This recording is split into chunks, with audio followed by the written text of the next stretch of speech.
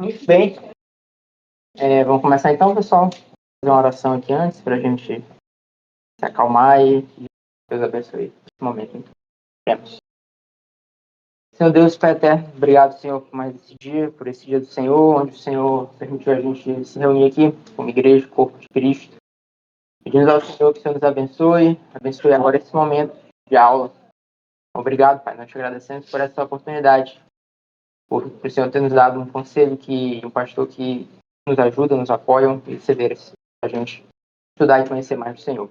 Falamos do Teu Espírito Santo, possa agir em nossas vidas desde já, nos ajudando a compreender e entender melhor a Sua palavra, para que nós possamos crescer e servir ao Senhor melhor. Abençoa a gente, perdoe os nossos pecados. Jesus, amém. Muito bom. Primeiro dia de aula da EBD brasileira na Christ, né? Talvez a primeira EBD brasileira na Christ oficie a história da Geórgia, pelo menos, né? Então é um grande privilégio, né? Primeiramente agradecer aqui, pegar esse momento para agradecer ao conselho, né?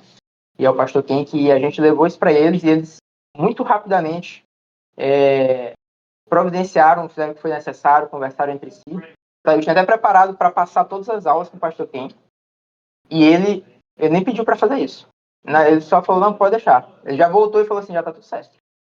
Então, assim, a confiança, né, deles em ceder esse espaço pra gente, que realmente Deus possa nos abençoar nesse tempo que a gente vai ter aqui.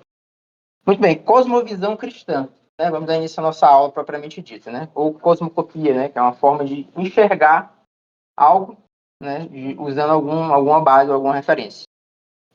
E o objetivo dessa nossa aula é entender aspectos culturais, políticos, ideologias, o mundo onde a gente vive hoje, a partir de um ponto de vista cristão, bíblico, né? Formado, no nosso caso. E entender esse mundo onde a gente vive, e a gente vai entender por que isso é importante. Então, por que compreender e entender melhor o mundo que nós vivemos? Né? Isso vai nos dar uma base forte para a gente conseguir defender melhor a nossa, né? Para a gente melhorar a nossa apologética. Né? Apologética é o termo que a gente usa para a defesa da fé. E ter uma evangelização mais eficaz também. Né? A compreensão, a gente vai ver por que isso realmente é importante com base na Bíblia, já nessa aula. Porque, até se você for parar para pensar, a gente pode evangelizar de várias formas. Né? Você pode chegar para a pessoa e falar, irmão, você vai para o inferno, você tem que se arrepender, certo? E só isso pode salvar. Você falou de Jesus ali para aquele cara. Mas será que isso foi eficaz? Uma pessoa que às vezes está numa realidade onde ela é, por exemplo, esquerda. Uma pessoa que é homossexual. A pessoa ela simplesmente vai ignorar totalmente o que você falou ali e não vai servir de nada. A partir do momento que você começa a entender as realidades que nós temos hoje, você consegue fazer abordagens mais eficazes. Se a pessoa vier te questionar, você vai ter argumentos para conversar com ela e defender a sua fé. Então, esses são os principais objetivos, né? O nosso objetivo final com a aula toda. A gente vai ter vários elementos que vão ser trazidos aqui para a gente ir construindo todas essas coisas que eu comentei, né? Da apologética e da evangelização. A gente vai começar, então, com essa passagem da Bíblia, tá? Que está lá em Atos 17, certo? Atos 17, onde a gente tem o passagem onde Paulo está no Europa, onde ele vai fazer uma pregação ali para o povo da Grécia, em Atenas. E essa passagem ela é extremamente importante para toda a nossa aula, certo? Tanto agora para a introdução, quando o André for falar de criação, a gente vai ver que em vários momentos a gente vai voltar a essa aula, a essa passagem de Atos 17. E ela vai servir de base, ela é, digamos assim, o modelo que nós estamos usando para criar essa aula. Ela nasceu a partir disso. Né? A gente vai usar como base a estratégia que o próprio apóstolo Paulo usou quando ele foi pregar esse sermão. Certo? Então vamos começar lendo essa passagem, né? Então, assim diz a palavra do Senhor. 17, 16 a 31.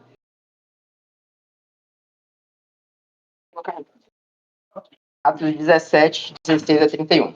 Então fala o seguinte: enquanto Paulo os esperava em Atenas, o seu espírito se revoltava em face à idolatria, dominante na cidade. Por isso dissertava na sinagoga entre os judeus e os gentios piedosos. Também na praça, todos os dias, entre os que se encontravam ali.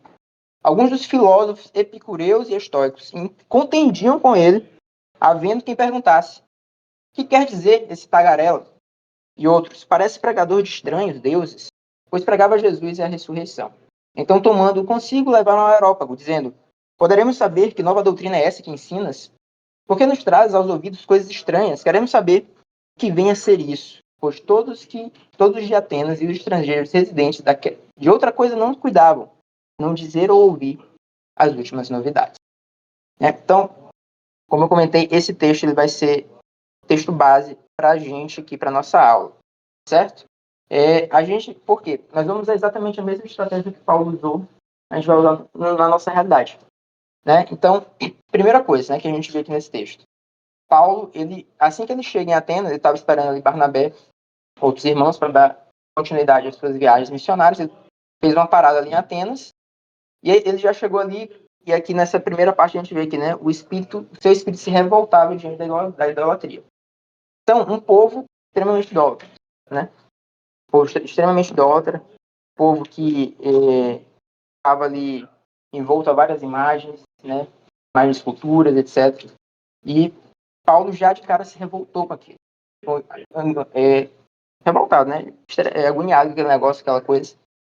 E aí ele já começou a aplicar a estratégia que ele sempre usava, que toda cidade que ele chegava, ele sempre ia nas sinagogas. Chegava nas sinagogas, pregava o evangelho, tentar chegar primeiramente nos judeus e gentios piedosos, né, como fala aqui a palavra, que já seguiam a Cristo, a Deus de alguma forma.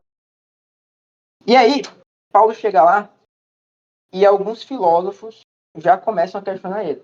Então, naquela época, era a época onde estava, digamos assim, no auge dos filósofos em Atenas, na Grécia. Então, os filósofos iam para as praças, falavam das suas ideias, etc. Era como se fosse assim, era coisa do momento, eram os filósofos em Atenas. Né? Então, as pessoas se reuniam para ouvi-los, e etc.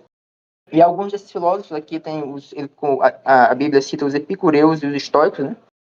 Os epicureus eram filósofos que eram seguidores de Epicuro, que era um filósofo grego de Atenas. Ele fundou uma escola de filosofia chamada O Jardim.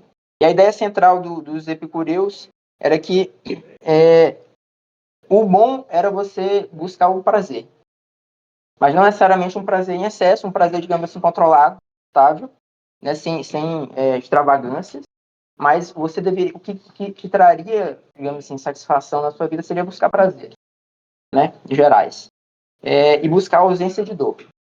Isso seriam, digamos assim, ideais de vida que eles defendiam. E os estoicos, eles eram seguidores de Zenão de Sítio, né, que ensinava no Pórtico de Pintado, em Atenas também. E a ideia central dos estoicos era que eles deviam buscar compreender a natureza com base na razão, certo? E que as pessoas deviam buscar agir de forma virtuosa. Então, a virtude era o bem verdadeiro, né? Eles defendiam que você tinha que aceitar o destino, coisas que aconteceu, e é isso. E faz parte da vida. Né? Então, algumas vertentes de filósofos começaram a contender contra Paulo. Né? Exatamente porque Paulo chega ali falando de Jesus, ressurreição, uma coisa diferente do que era, em geral, divulgado ali. E aí eles chamam Paulo para falar no Areópago. Então, o Areópago ele era uma região em Atenas, né, que ele ficava num dos pontos mais altos da cidade. Né? O Areópago ele era usado para vários fins políticos, jurídicos. Era onde acontecia as principais coisas da cidade, as principais atividades, eventos, de vários aspectos aconteciam no Areópago. Né? E ele ficava no ponto mais alto, na Acrópole. Né? Acrópole vem do grego acros, que é alto, polis, que é cidade. Então, no ponto mais alto tinha o Areópago, quando coisas importantes, anúncios importantes iriam acontecer, eram feitos ali. Muito bem. Segunda parte do texto que fala assim. Aí agora a gente vai entrar, de fato, no sermão que Paulo pregou. Né? Então, eles levaram esses filósofos, ouvindo Paulo falando, levaram ele para lá. Né? Detalhe que aqui fala o seguinte, né? Paulo falou entre os judeus e gentios na sinagoga, mas ele também falava nas praças. Ele falava nas sinagogas, mas ele também falava nas praças, porque era uma prática comum. Os filósofos eles paravam ali, sentavam e começavam a ficar falando, não, porque a gente tem que fazer isso. Paulo falou, bom, se tem essa galera falando essas besteiras, eu vou falar também. Vou falar umas coisas sérias, na verdade, né? Tem esse espaço para falar, eu vou falar algumas coisas que realmente importam. E ele começou a falar, então, por causa disso que os filósofos começaram a ouvir, pessoas começaram a ouvir aquilo, começou a burburinho na cidade, e aí Paulo ganhou atenção, né? Muito bem. Então vamos para o sermão de Paulo, propriamente dito. Então Paulo, levantando-se no meio da Areópago, então chegou lá, levantou e começou a falar. Senhores atenienses, em tudo vos vejo acentuadamente religiosos, porque passando e observando os objetos do vosso culto, encontrei também um altar no qual está escrito ao Deus desconhecido. Pois esse que adorais sem conhecer é precisamente aquele que vos anuncio. O Deus que fez o mundo e tudo que nele existe, sendo ele Senhor do céu e da terra, não habita em santuários feitos por mãos humanas, nem é servido por mãos humanas, como se de alguma coisa precisasse, pois ele mesmo é quem a todos dá a vida, respiração e tudo mais. De uma só vez fez toda a raça humana para habitar entre toda a face da terra, havendo fixado os tempos e previamente estabelecido os limites de sua habitação, para buscarem a Deus, se porventura tateando possam achar, bem que não está longe de cada um de nós, pois nele vivemos e nos movemos, e existimos, como alguns dos vossos poetas têm dito, porque dele também somos geração. Sendo, pois, geração de Deus, não devemos pensar que a divindade é semelhante ao ouro ou à pedra, trabalhados pela arte e imaginação do homem. Ora, não levou Deus em conta os tempos de ignorância. Agora, porém, notifica aos homens de todos, em toda parte, que se arrependam, porquanto estabeleceu um dia em que há de julgar o mundo com justiça por meio de um varão, que destinou e acreditou diante de todos, ressuscitando dentre os mortos. Veja só, Paulo, um sermão curto, sermão ali que ele deve ter falado isso aí nesse tempo que eu falei aqui, né? Pode eventualmente ter falado mais coisas, mas com isso aqui, ele foi objetivo. Ele falou o que precisava ser dito. Ele confrontou pecados graves, a idolatria, que era o principal pecado existente ali naquela sociedade. Ele falou de Deus, apresentou a Deus e falou da ressurreição e apresentou a salvação através de Cristo. Então, assim, incrível, né? A capacidade, mais uma vez, de Paulo de trazer tudo isso de uma forma objetiva e clara. E essa estrutura que Paulo usa, a gente vai usar ela de várias formas. Tem vários desdobramentos dessa estrutura que a gente pode aplicar em nossas vidas e utilizar. A gente já vai usar essa estrutura na nossa aula, que Paulo faz o quê? Ele fala da criação. Né? Ele fala aqui, ó. Ora, Deus fez todas as coisas. A gente fala aqui, se a gente pegar aqui essa parte aqui onde ele fala, né? O Deus que fez o mundo e tudo que nele há, tudo que nele existe, né? Então, essa parte aqui, o Deus que fez o mundo e tudo que nele existe, sendo Senhor do céu e da terra, criou a raça humana de uma só vez, então ele fala da criação. Então, a gente vai seguir também na nossa aula esses pilares, que na verdade é a estrutura da Bíblia. Como que é a estrutura da Bíblia? Se você for separar ela em grandes principais acontecimentos. Criação, queda e redenção. Paulo usa a própria estrutura da Bíblia para pregar o sermão dele. E vai ser essa mesma estrutura que a gente vai usar nas nossas aulas. Eu vou dar essa parte de introdução, e aí depois a gente vai falar sobre criação, queda e redenção, e depois a gente vai ver como tudo isso está dentro da nossa realidade hoje, tratando de outros assuntos de política, etc. Então isso é bem interessante, a primeira coisa, né? A estrutura como a própria Bíblia é feita, né? É a própria estrutura que Paulo usa no sermão dele. E que é extremamente eficaz. Você fala de Deus, você fala que ele fez as coisas, você fala sobre a queda, o que o homem está fazendo, confronta o pecado, né? Mas também no final você fala, mas não, nem tudo está perdido. Nós temos o Senhor, o Salvador, Redentor Jesus, que morreu para nos salvar. Então, essa estrutura do sermão de Paulo é muito interessante. E a gente vai usar isso na nossa aula. É interessante a gente já entender isso aqui. E aí o que acontece?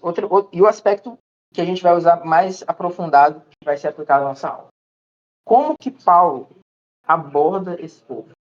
Como que ele aborda as pessoas que estavam ali? Não é de uma forma aleatória. Ele usa essa estrutura inicial, mas tem um detalhe mais profundo aqui, que é o seguinte. Ele traz vários aspectos presentes na cultura da época, dentro do sermão dele. Certo? Ou seja, ele faz uma leitura da sociedade onde ele estava. Ele não está falando, lá em Jerusalém era assim, e a gente tem que ser desse jeito, não. Ele busca primeiro entender o que esse pessoal faz. Ele usa exatamente isso. Ele usa isso como um dos elementos da sua pregação, da sua defesa, da sua apologética, que ele está defendendo a Deus, né? Ele chega falando aqui, ó, esses deuses que vocês estão seguindo aí, esses deuses são Deus verdadeiro. Ele fala assim, logo aqui no começo, né? Ele fala, passando e observando. Então, Paulo olhou, entendeu a realidade onde ele se encontrava. Os objetos do vosso culto, ele falou, encontrei também um altar no qual está escrito, ao Deus desconhecido. Então, ele tinha um altar lá, porque todos os altares tinham estátuas. Mas tinha um altar lá que estava sem nada, só tinha a escrita, ao Deus desconhecido, vazio.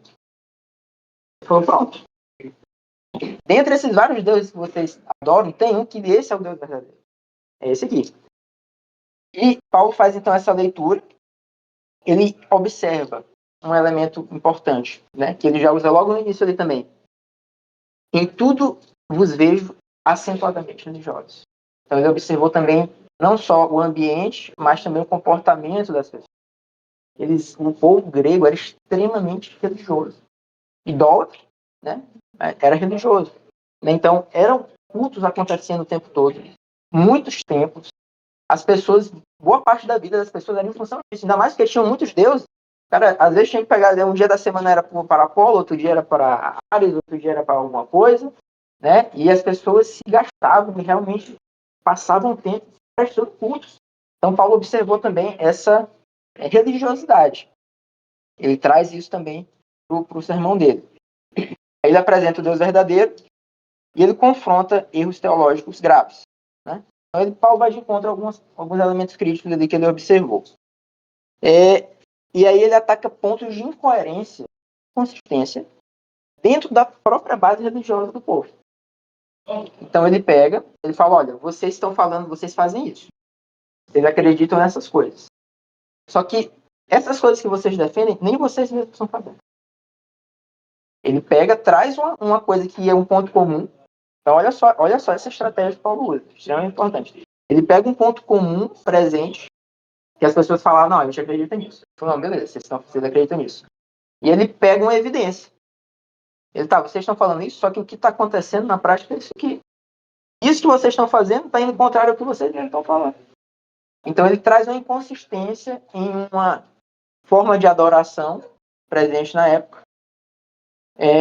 E se a gente vai ver isso mais para frente, ao longo das aulas, todos os elementos de adoração que vão surgindo na sociedade sempre vai ter um ponto de incoerência dentro dele mesmo.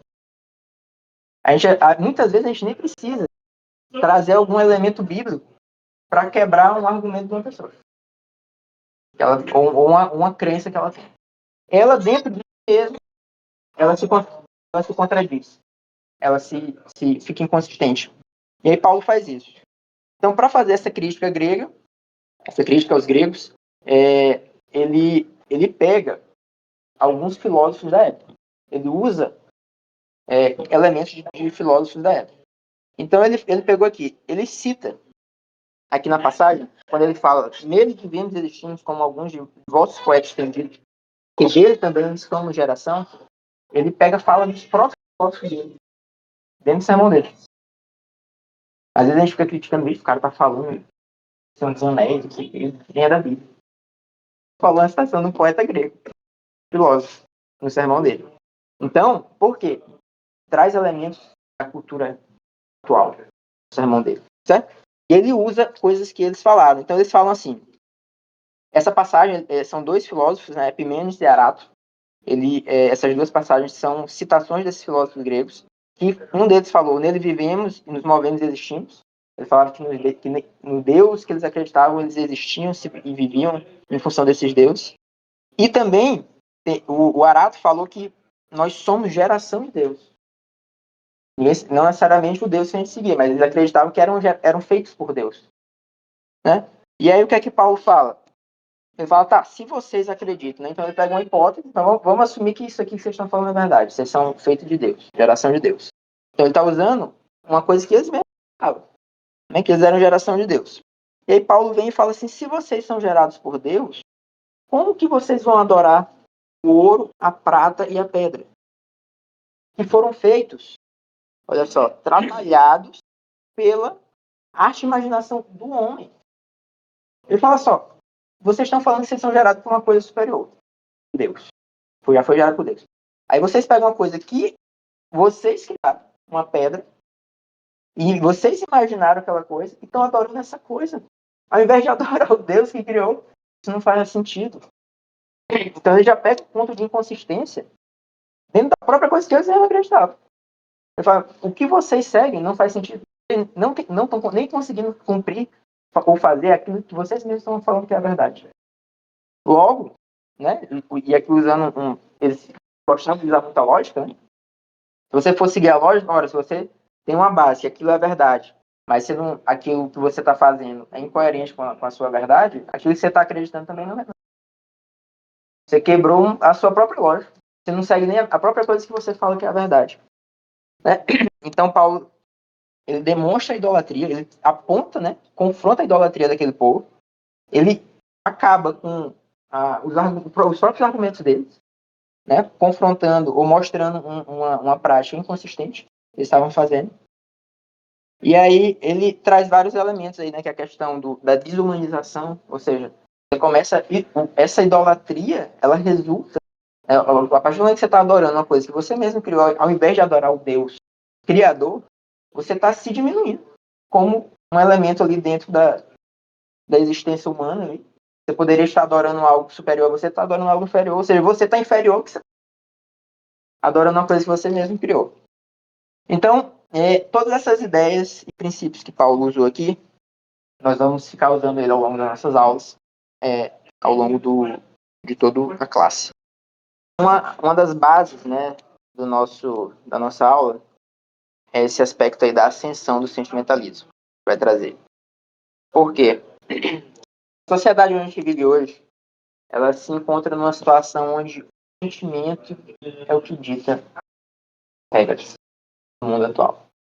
A gente vive numa sociedade onde o que eu sinto é o que a gente vai entender como que a gente chegou lá, nesse estado onde a gente está hoje, sociedade pós-moderna contemporânea, onde o sentimento e as emoções é a base da sociedade. A identidade e a moralidade pós-moderna. Né? Como que chegou em ser. Nós vamos entender quais são os fundamentos dessas crenças e doutrinas que a gente tem hoje. A gente vai identificar exatamente da mesma forma que Paulo fez as incoerências e inconsistências dentro dessas ideias que a gente tem no mundo atual. Entendendo isso aí, a gente vai conseguir, né, ter mais argumentos para tanto defender a nossa fé, como eu falei, quanto evangelizar. Pois bem, aqui, né, botei um rosto ali, mas enfim, é uma imagem que veio já da aula anterior, né, mas é importante ela estar aí. Para a gente entender a sociedade hoje, sociedade pós-moderna, a gente precisa entender o que é uma sociedade, o que foi a sociedade moderna. E o que foi a sociedade, de onde a sociedade veio para chegar onde a gente está hoje. Então, essa aula de hoje e a próxima aula, a gente vai fazer uma caminhada ao longo da história a partir do século V até 2026. Passando pelos principais acontecimentos e principais mudanças que aconteceram dentro da sociedade. Porque a gente vai ver como que, desde essa época aqui, as coisas foram se juntando e nos fizeram chegar onde a gente está hoje.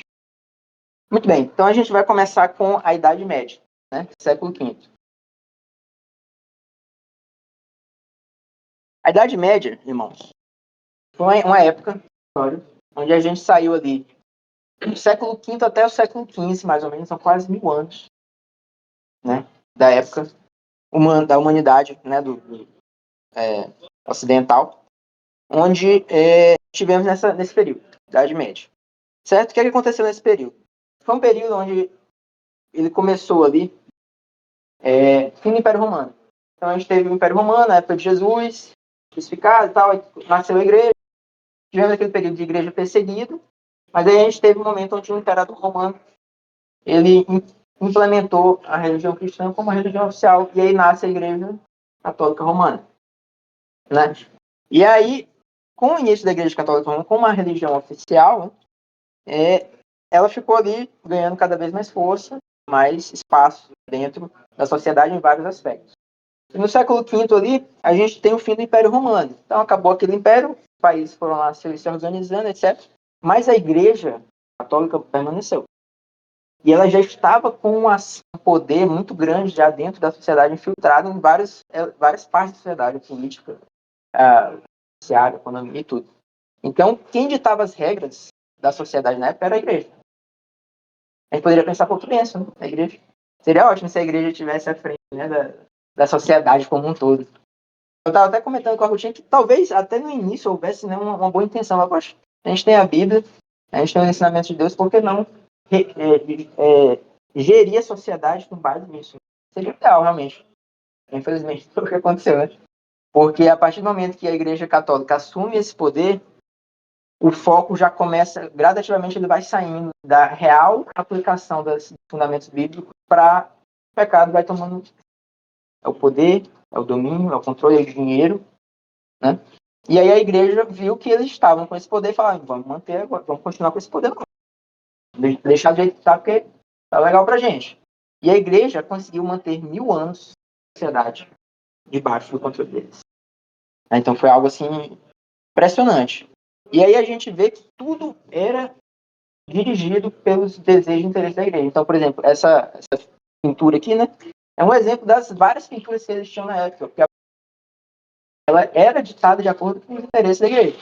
Então era só pintura de Jesus, Maria, de anjo, de céu, o divino, a perfeição. Então a igreja implantou essa ideia de que o perfeito é o divino e a gente deve expressar as coisas perfeitas, etc. Então a gente só tinha isso. A cultura era isso.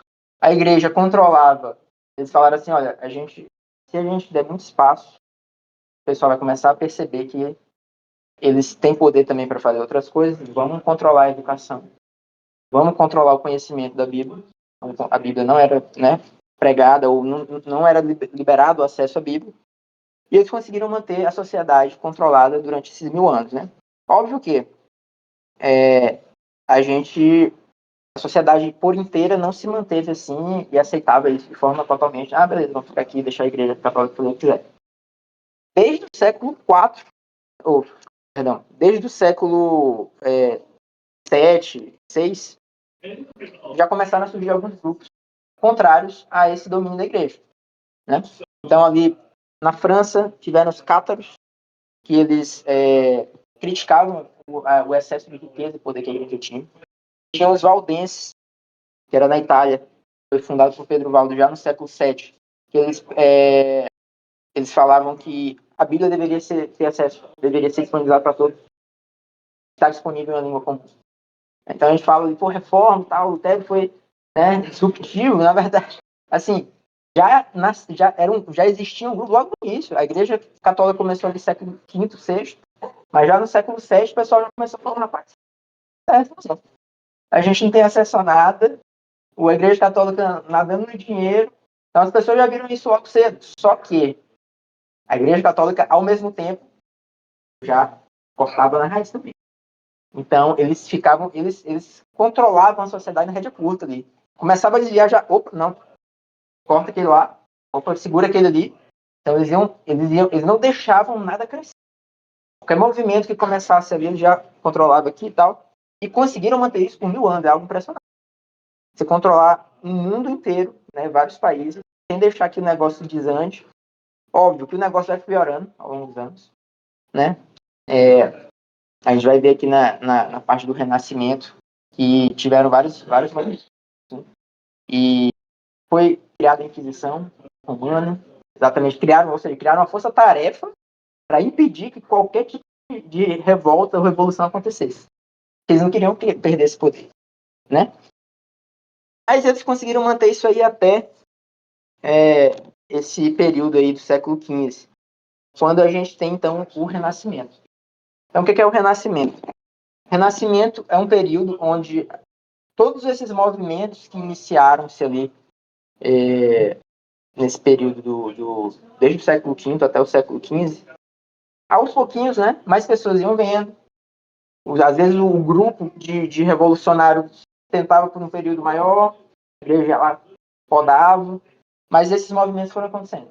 Até que no século XV a partir do século XIV, né, século XIV, XV, XVI, a gente tem o período do Renascimento, onde as pessoas voltam, né, aos princípios e valores da Grécia Antiga, antes da Igreja.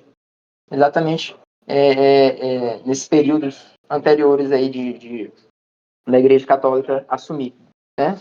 Alguns até da época do período de Paulo lá, mas eles vão até um pouco atrás.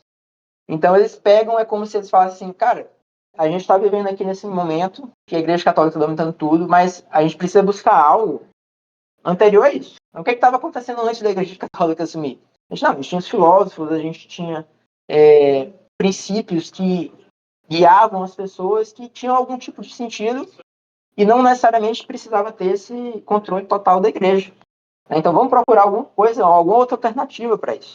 Então a sociedade começou a buscar coisas no passado, da época da Grécia e Roma Antiga, e daí vem a ideia do Renascimento. Aí aqui a gente tem uma imagem que é bem icônica, que foi um quadro que foi pintado em 1509 pelo pintor Rafael, já começando a trazer para a sociedade as ideias renascentistas e começando a mover a sociedade em uma direção onde precisa acabar com esse negócio. Esse domínio da Igreja Católica está destruindo a sociedade. Vocês viram que não? A coisa já estava 1000 anos parada ali. A Igreja não deixava nada acontecer, não deixava as pessoas estudarem, não deixava a tecnologia evoluir. Inclusive, alguns cientistas e filósofos chamavam da Idade Média da Idade das Trevas, porque foi um período de obscurantismo ali onde nada aconteceu, a sociedade parou. A Igreja Romana deslanchou, uau! Basílica de Pedro, São Pedro, um negócio monumental, várias coisas gigantescas, mas a sociedade estava sobrevivendo. Então, essa pintura, ela ficou extremamente famosa, né? Às vezes você até vê aí algumas réplicas dela por aí. Por acaso eu tive uma reunião com o diretor do laboratório, conversando com ele, eu vi tem uma réplica dela na sala dele. Por que ela foi extremamente importante, né? E ela ganhou muito espaço. Lembra que eu comentei que as pinturas que vai trazer é importante a gente conhecer a arte, tá? Às vezes a gente fica longe assim, mas a arte ela é uma expressão da sociedade. E a gente consegue entender melhor a sociedade, o que ela tem pensado e seguido através da arte. E antes, né, do Renascimento, era pintado o quê? Só Deus, Jesus, e o céu, os anjos, as coisas.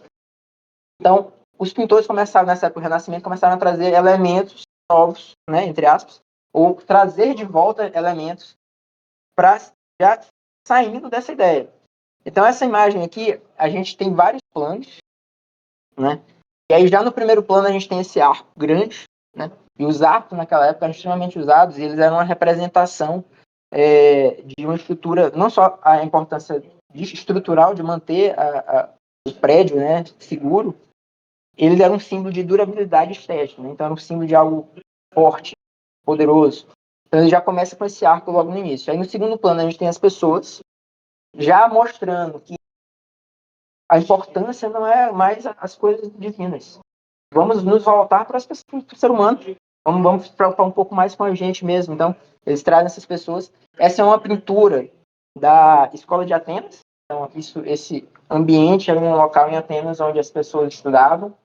Então, fugindo de novo da ideia do religioso, vamos voltar para as pessoas, para o estudo, para o crescimento intelectual. A gente tem atrás aqui as estátuas, mostrando a capacidade do homem de criar também estátuas e coisas importantes. E aí depois a gente tem mais arcos lá no terceiro plano e lá no céu. Então, assim, você vê que talvez mais de 90% da pintura é algo que foi feito pelo homem. É uma construção humana. Mais uma vez, batendo na tecla de vamos sair dessa ideia do religioso. Então, infelizmente, o que a Igreja Católica fez, né, a gente fala da Igreja Católica hoje, mas o que a Igreja Católica fez, ela forçou uma religiosidade de uma forma tão impositiva que depois apesar de eles terem conseguido ficar 1000 anos no comando, a reação da humanidade após perceber esse controle autoritário, autocrático, foi a gente tem que buscar qualquer coisa que não seja isso. A gente caminha também como tudo na sociedade, é um pêndulo, né? Você caminha para aquele extremo que é o humanismo de forma que esquece a... Exatamente. A humanidade começa a caminhar numa direção, infelizmente a Igreja Católica fez algo que a humanidade, a sociedade olhou e falou, cara, uma coisa é certa, não tem como a gente deixar o religiosismo, a religiosidade dominar. A gente tem que seguir outra coisa. Porque da época que isso aconteceu, a gente viveu na Idade das Trevas. Então, nessa busca em algo oposto à religiosidade, né, o humano, o desenvolvimento humano, as coisas criadas pelo homem voltam a ganhar destaque, né? E essa pintura mostra exatamente isso. E aqui é interessante que no centro dessa escultura, dessa pintura, né, a gente tem Aristóteles e Platão. Né? Então, eles estão aqui, que eram os dois principais filósofos da época, né, da época da Grécia Antiga. Né? Platão, esse aqui da direita apontando para cima, que ele fazia muita referência ao mundo das ideias, que a gente tem que buscar o defeito, etc. E Aristóteles com a mão para baixo, né, os dois segurando o livro, mostrando a importância de voltar ao estudo e aprender coisas, né, que a sociedade precisava ter acesso a esse conhecimento. E Aristóteles apontando para baixo, que ele falava que o que importava era as coisas do mundo material terreno. Então eles buscam essa volta, então a gente tem esse período do Renascimento onde volta-se a buscar essas coisas antes de Cristo e antes da Igreja Romana. O objetivo principal era acabar com esse autoritarismo da Igreja. Né? Então a sociedade viu que não tinha como continuar daquele jeito. E eles também, uma das coisas que eles defenderam muito era que o conhecimento não poderia ficar exclusivamente na mão da Igreja. Começaram a defender a importância de que as pessoas deviam ter mais acesso ao conhecimento, à informação, e as pessoas se viam ali, então, aprisionadas dentro daquele sistema. Então, foi um momento de ruptura da sociedade. A gente teve essa quebra desse domínio da igreja plena. Óbvio, mais uma vez, a gente vai ver mais na frente, não foi, né, um negócio, a gente não vai mais. Beleza, pode ir. A gente vai ver aqui o caso de Galileu, né, que foi um dos principais expoentes do avanço científico, e foi um dos que mais sofreu com a própria igreja, com a Inquisição. Então, nesse período final aqui do século XV, a Igreja Católica, um pouco antes disso aqui, igual eu falei, os movimentos vão crescendo, eles criam a Inquisição, eles vão realmente, de forma incisiva, tentar controlar aquilo, mas os movimentos vão ganhando mais força. E a Inquisição não consegue se manter por tanto tempo. E aí vai acabar a Inquisição também. E a gente vai caminhando aí para a evolução da sociedade nessa época. A gente já está no finalzinho da aula, né? A gente vai parar aqui no humanismo. Então, próximo domingo a gente vai começar a partir do humanismo. Que acontece logo após ali o Renascimento. Que é um caminho natural diante desse cenário, né? Porque já que as pessoas estavam nessa busca em oposição à igreja, né? Eles olham e falam que a gente tem a gente, o homem. Então, vamos valorizar o próprio homem. E a gente vai vendo alguns desdobramentos disso aí. E aí a gente vai seguir até os tempos de hoje, para a gente entender no passado pela Idade Moderna, os elementos que teve da Revolução Industrial, etc., que nos trouxeram ao momento onde estamos hoje.